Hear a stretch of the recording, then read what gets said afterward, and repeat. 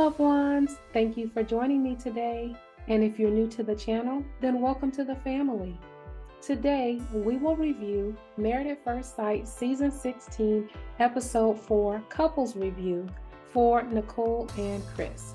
This episode was called Honeymoon, Hiccups. To be a part of the congregation, please subscribe. To be part of the conversation, please comment. And to be a part of today's offering, please drop a like in the collection plate. And with that, let's get started. Nicole and Chris. This was my favorite couple this week. I felt that the story arc that the producers developed took me on a ride of how this love story began. I thought every scene built upon the next, and each was needed to understand both Chris and Nicole and how they think. I think this relationship will work, and if it does, it will be because Nicole is intentional in her actions. It's day one of the marriage, and we first see Nicole and Chris eating breakfast in bed. They begin by engaging in small talk. Nicole says she does not normally eat in bed because there is a lot of dog hair, and Chris agrees, but they will enjoy their dog-free space for a few days. Nicole reveals that she is late a lot. She thinks it will take her 1 hour and it takes 1 hour and 30 minutes. Okay, I'm just going to say it. Confession time. There were many things that Nicole did and said during this episode that I could totally relate to. The first is being late. I think exactly like Nicole does. I think it will take 1 hour and then it takes 1 hour and 30 minutes. I actually read this book called Never Be Late Again. It walks you through the psychology of people who are late. It's a powerful book and a great read. Chris has a great comeback, which is you're naturally beautiful, so it can't be because you are getting ready. That was super sweet. Nicole is then almost in tears, and she says he makes her feel more special than anyone ever has. That makes her heart very happy. She doesn't believe it yet. She is unsure if this is real. She thinks it is. She thinks he is very genuine and sincere. She's finally accepting what she deserves, which is love, from someone who is also deserving of her love. Your first thought is, why is she so overcome with emotions when all he did was say she is beautiful? So, I am like that. If someone is kind to me, I am overwhelmed with emotions. If someone performs a kind gesture for me, I take it very personally. I can totally relate to Nicole, and I believe by the end of the episode, we understand why she is so emotional when he is kind to her. We then see Chris meeting with Nicole's family. Meeting with the family means a lot to Chris. He wants to make a good impression on what he calls his second set of parents. Dad is concerned how they are going to merge their lives together. Chris says that they need to take interest in each other's likes. Dad says he seems like a nice guy, but so is serial killers. The jury is still out on what he might be in the future. Chris says he knows that this is a good idea. He is fully committed to making this happen.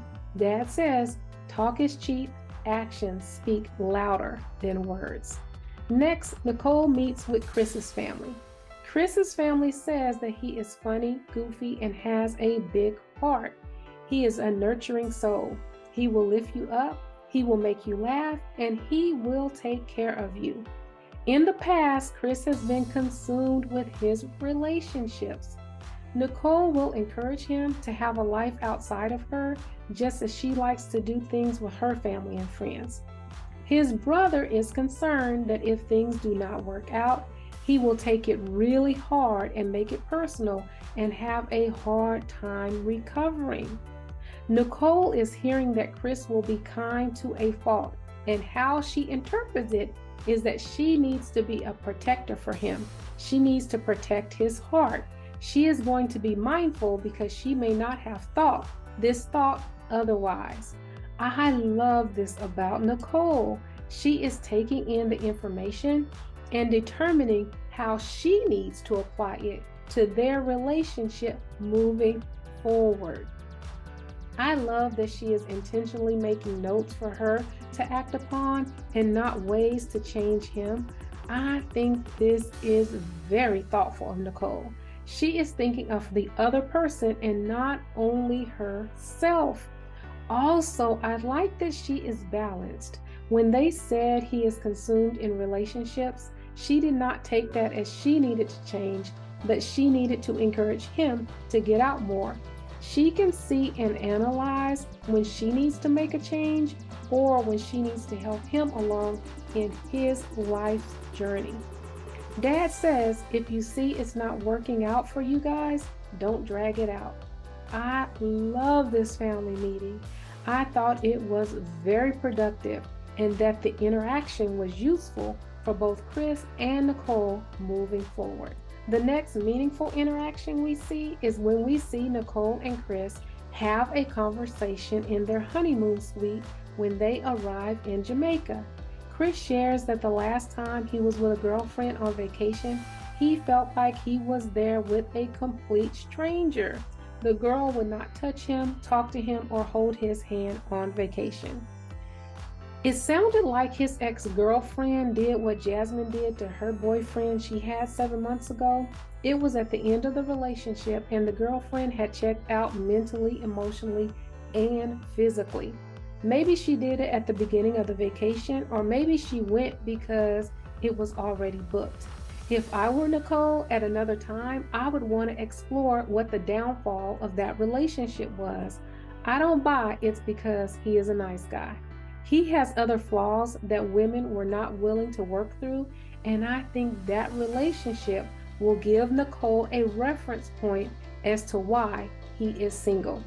This is possibly why the dad said if you see it not working, just cut it off.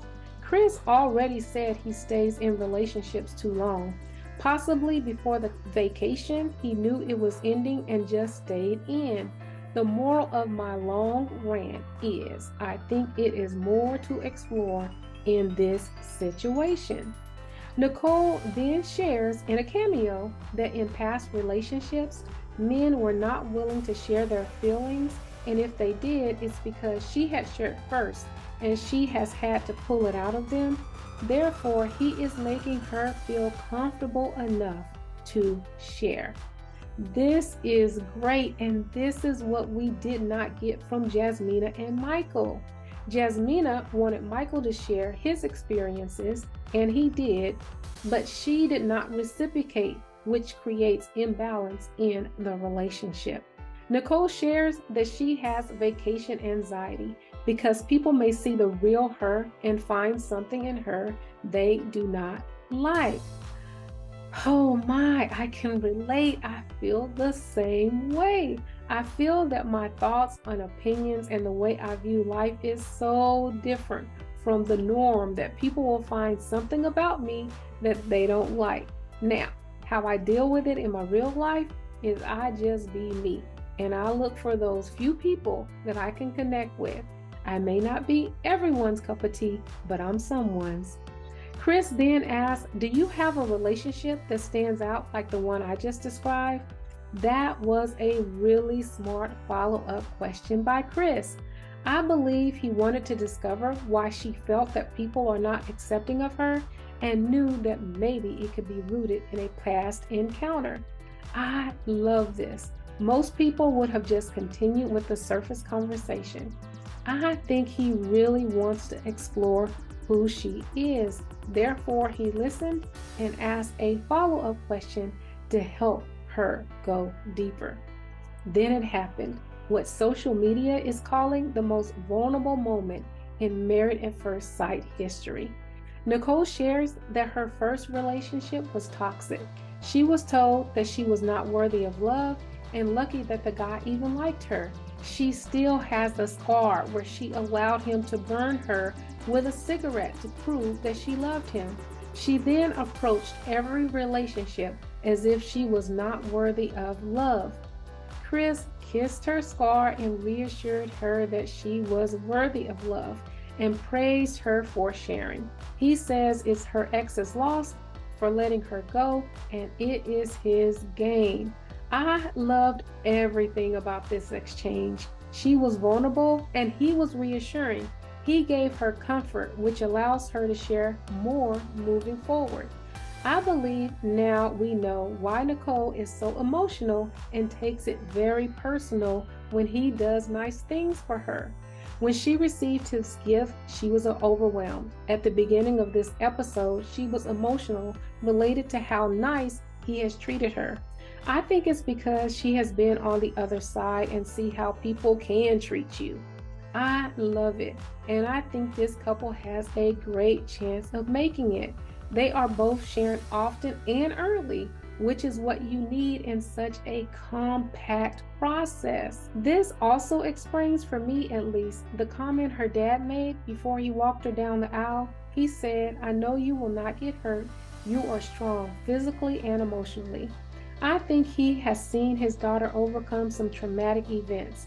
Also, he wanted to reassure her that no matter how this turns out, she will get through it. I could be wrong, but I think loving parents plant those seeds in our minds to help and protect us moving forward. Now, at the beginning of the review, I said I can identify with Nicole. Although I have not been abused by a man, my mom would say constantly, people do not have to choose you to be nice to. For me, that put in my mind that when people are nice to me, it's a choice that they did not have to make. And I take it very personal. Even when I'm reading the comments, if someone says something nice about my personality, I get emotionally because in my mind, they did not have to choose me. I will think about that comment all day long. It's crazy how our past experiences shape how we see the world. Well, that was all for this couple. What did you think? Do you see the story arch the same way I did? Do you think Nicole's truth was the most vulnerable moment in Married at First Sight history? What did you think about Chris's response to what Nicole shared? Let me know what you think in the comments. Please check out Shaquille and Kirsten next. And with that, until next time, please like, comment, and subscribe. And remember, live with intention. Be intentional.